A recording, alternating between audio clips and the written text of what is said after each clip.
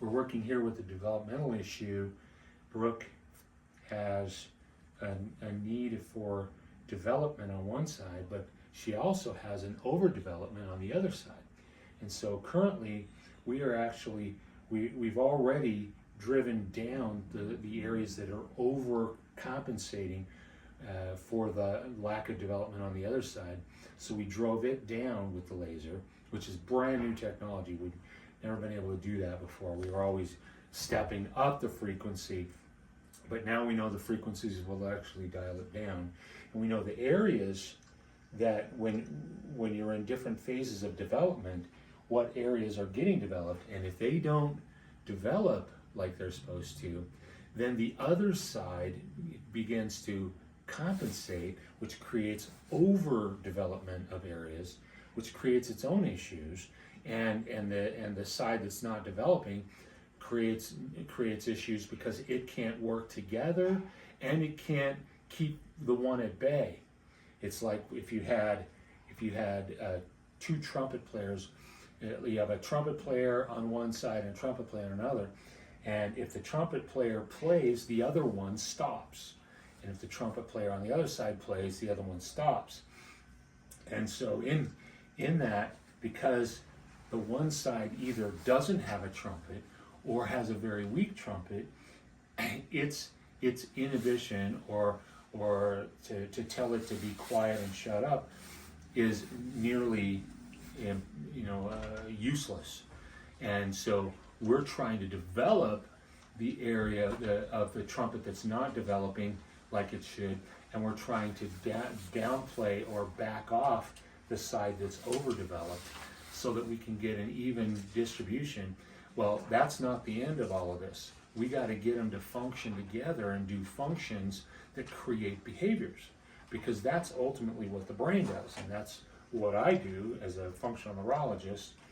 I'm working not just to get the pieces parts to develop like they're supposed to or come back online with damage from injuries or whatever, but I'm also trying to get those areas to function together in harmonies that create behaviors.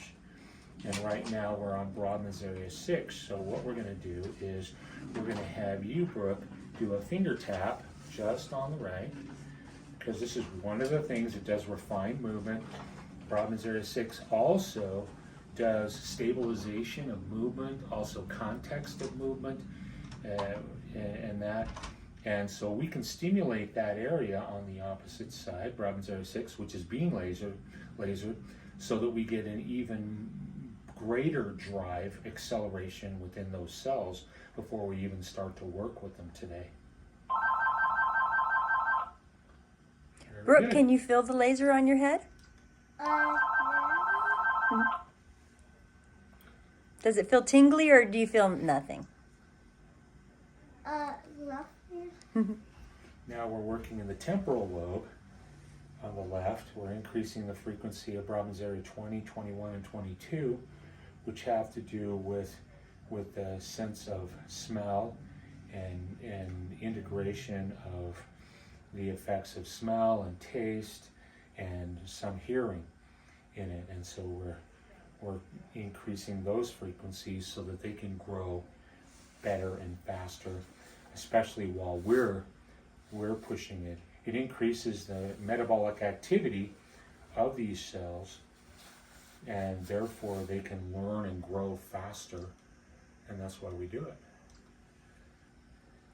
And as the Hebbian principle, the basic principle called the Hebbian principle, says that which fires together wires together.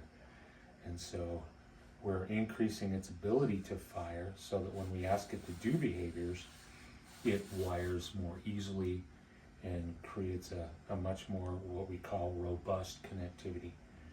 It's called adaptive neuroplasticity. We're causing the system to adapt. There we go.